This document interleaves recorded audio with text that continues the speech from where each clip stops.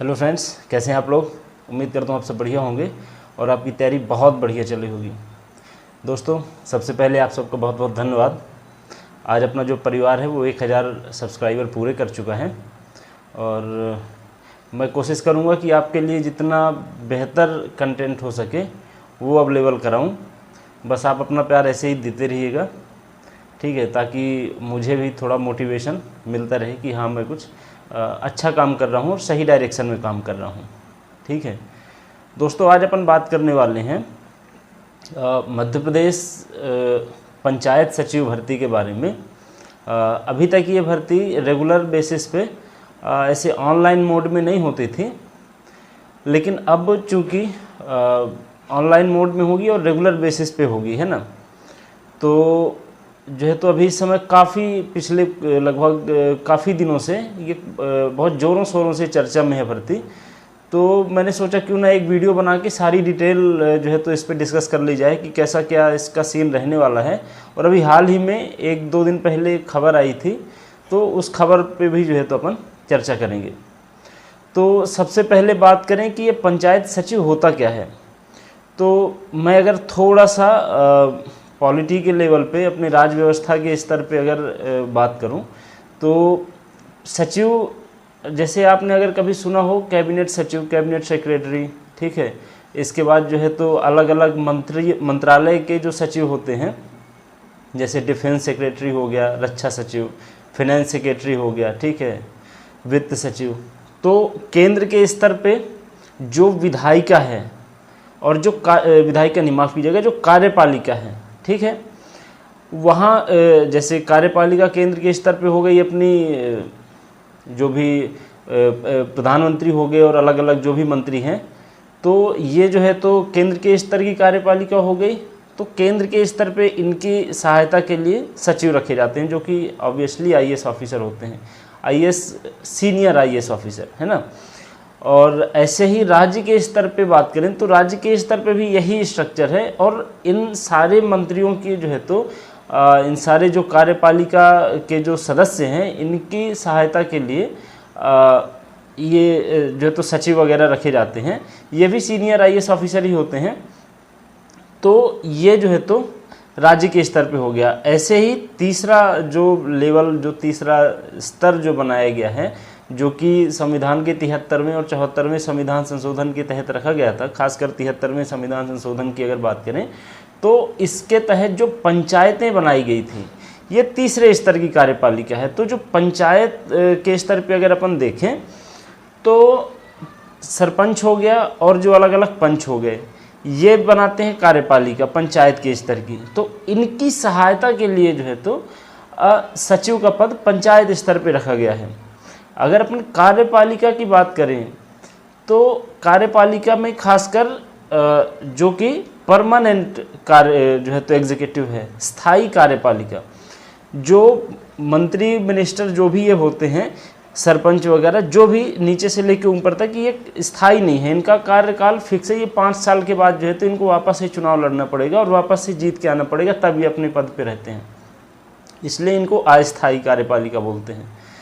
लेकिन जो रिक्रूट होते हैं, जो एग्ज़ाम दे के आते हैं, चाहे आईएएस ऑफिसर हो, चाहे अपना सबसे छोटा स्तर अगर देखें पंचायत सचिव का, ये स्थायी कार्यपालिका में आता है, ठीक है। तो स्थायी कार्यपालिका में सबसे बड़ा पद हो गया कैबिनेट सेक्रेटरी का, यूनियन कैबिनेट सेक्रेटरी, और सबसे छोटा पद है अपना पंचायत सचिव, जिसकी आज अपन बात करने वाले हैं। तो आई होप कि आपको समझ में आया होगा कि ये सचिव, अपन मजाक में बोल रहे हैं सचिव, लेकिन ये काफ़ी जिम्मेदारी वाला पद है ना। ऑब्वियसली कार्यपालिका का सबसे पहली सीढ़ी है, लेकिन सबसे जिम्मेदारी वाली सीढ़ी है, क्योंकि महात्मा गांधी का भी कहना था कि जो परिवर्तन है वो ऊपर से नीचे नहीं, नीचे से ऊपर की ओर जाएगा। तो ऑब्वियसली सबसे शुरुआत इसी जो है तो पद से होती है। तो इसलिए काफ़ी अच्छा पद है और काफ़ी जिम्मेदारी भरा, और मतलब अगर कोई जिंदा दिमाग आदमी यहाँ पे आता है तो काफ़ी अपने स्तर पे जो है तो रिफॉर्म ला सकता है, ठीक है। आई होप आपको समझ में आया होगा कि जो है तो सचिव क्या होता है। अब अगर अपन बात करें अपने मध्य प्रदेश में, तो मध्य प्रदेश में अब रेगुलर बेसिस पे सचिव की भर्ती होगी। हालांकि अभी मामला थोड़ा सा फंसा हुआ है कि एग्ज़ाम लेंगे या परसेंट बेसिस पे जो है तो भर्ती करेंगे। अभी ठीक है, अभी इनने जो है तो जो भी नोटिस जारी किया था और लोगों से उनकी राय मांगी गई थी, तो अब इसके बाद जो है तो अभी 9 सितंबर को इसके बारे में अपडेट आने वाली है। आज 8 तारीख है, कल अपडेट आ जाएगी क्या कैसा होना है। तो अभी फ़िलहाल तो चांस ये है कि शायद परसेंट बेसिस पे होगी। अब अपन थोड़ा सा बात कर लेते हैं कि इसका ग्रेड पे वगैरह क्या है, सैलरी कितनी कैसी रहेगी। तो पंचायत सचिव का जो ग्रेड पे है वो 1800 ग्रेड पे है, ठीक है। तो 1800 ग्रेड पे और प्लस डीए वगैरह सारा कुछ मिला के लगभग सैलरी 100% जो सैलरी है वो 24,000 के आसपास बनेगी। इसमें 70, 80, 90% ये जो कमलनाथ सरकार ने जो है तो नियम लागू किया था उसके तहत फिलहाल कम मिलेगी, लेकिन ग्रॉस सैलरी 24,000 के आसपास रहेगी, ठीक है। अभी जो इस साल वैकेंसी आने वाली है वो लगभग 25,000 के आसपास पोस्ट रहेंगी और इनमें 50% आरक्षण दिया गया है। जो रोजगार सहायक हैं उनके लिए 50% सीटें आरक्षित रखी गई हैं। बाकी जो 50% बचेंगी, मतलब लगभग 12,500, उन 12,500 पदों पे ये जो है तो ऑनलाइन जो भर्ती है वो होनी है। 50% तो रोजगार सहायकों के लिए फिक्स है, ठीक है। और इसमें वेटिंग भी रहेगी, तो 25% जितनी टोटल सीटें रहेंगी है ना, उसकी जो है तो जितनी सीटें रहेंगी उसका 25% निकाला जाएगा कितना हो रहा है और उतनी वेटिंग जारी की जाएगी। अर्थात 25% अगर अपन देखें तो लगभग 6,000-6,2500 के आसपास वेटिंग वाले कैंडिडेट रहेंगे और 12,500 के आसपास जो है तो डायरेक्ट रिक्रूटमेंट होगी। इसके नियम जो फाइनल नियम है वो 9 सितंबर को जो है तो आएंगे। फाइनल जो अपडेट आनी है वो 9 सितंबर को। अभी फ़िलहाल नियम तैयार हो चुके हैं और एक जो है तो कोई नियम 2011 में आया था अपना, ये पंचायत से संबंधित था, पंचायत राज से। तो उसमें फ़िलहाल ये रखा गया है कि परसेंट बेसिस पे 10वीं 12वीं के परसेंट के आधार पे जो है तो रिक्रूटमेंट की जाएगी। लेकिन फ़िलहाल अभी संभावना है कि कुछ परिवर्तन हो और हो सकता है एग्ज़ाम हो अभी, लेकिन ऐसा स्कोप नहीं है कि एग्ज़ाम हो। आगे संभावना है, शायद जो है तो लोगों ने पिटीशन वगैरह लगाई है तो कुछ सुनवाई हो और एग्ज़ाम होने की संभावना है। अभी फ़िलहाल सरकार का मन है कि हम परसेंट बेस पे भर्ती करें, ठीक है। वैकेंसी यही एक ऐसी वैकेंसी है जो कि इस साल आने की पूरी उम्मीद, मतलब 100% गारंटी के साथ कही जा सकती है और दिसंबर तक उम्मीद है कि ये भर्ती आएगी, ठीक है। अभी फ़िलहाल तो क्योंकि अभी इसका मामला वो नियम वगैरह में फंसा हुआ है कि पेपर लिया जाए या डायरेक्ट रिक्रूट किया जाए तो परसेंट बेसिस पे, लेकिन इस साल भर्ती आएगी, 200% गारंटी आएगी। तो जिनके परसेंट अच्छे हैं उनके लिए काफ़ी अच्छा मौका है और सिविल जॉब है ऑब्वियसली, तो आगे की तैयारी के लिए भी मौका मिलेगा और अच्छा पद भी अच्छा है ना।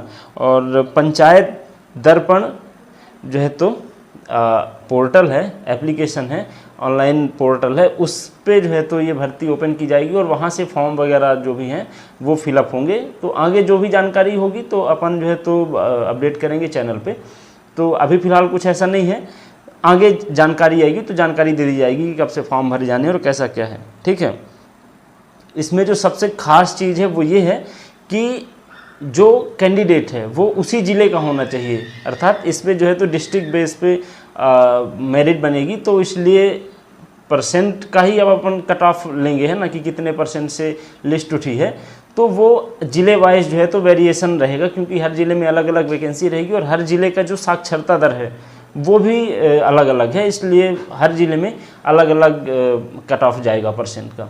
और इसमें जो सबसे खास बात है कि आपका जो गृह पंचायत है ना, आप जिस पंचायत के निवासी हैं, जहाँ के लिए आपका वोटर आईडी बनी है, वहाँ आप जो है तो वहाँ के लिए फॉर्म नहीं डाल सकते, लेकिन आप उसी ज़िले में रहेंगे, दूसरे ज़िले के लिए अप्लाई नहीं कर सकते। तो इससे क्या होगा कि ज़िले के जो बच्चे हैं वो मतलब उनको जो है तो सिक्योरिटी रहेगी, क्योंकि कभी कभी ऐसा होता है जिनके परसेंट ज़्यादा अच्छे हैं वो अपने से बाहर ज़िले में भी चले जाते हैं, तो कम परसेंट वालों के लिए कभी कभी जो है तो समस्या हो जाती है। तो ये अच्छी चीज़ रखी गई है कि आप अपने ज़िले में ही अप्लाई कर सकते हैं, है ना। तो अभी तो फ़िलहाल ये अपडेट है कि कल 9 सितंबर को फाइनल इसमें अपडेट आने वाला है और दिसंबर में उम्मीद है वैकेंसी आने की।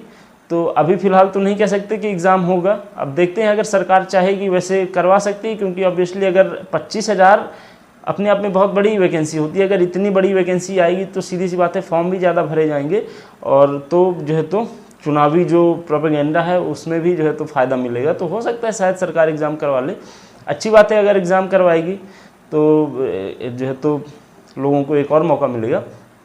खैर जो भी आगे अपडेट आएगा तो अपन चैनल पे अपडेट करते रहेंगे। आप चैनल से जुड़े रहिए और जो है तो सब्सक्राइब कर लीजिए और दोस्तों को भी शेयर कर दीजिए। ठीक है, मिलते हैं अगले वीडियो में। नमस्कार।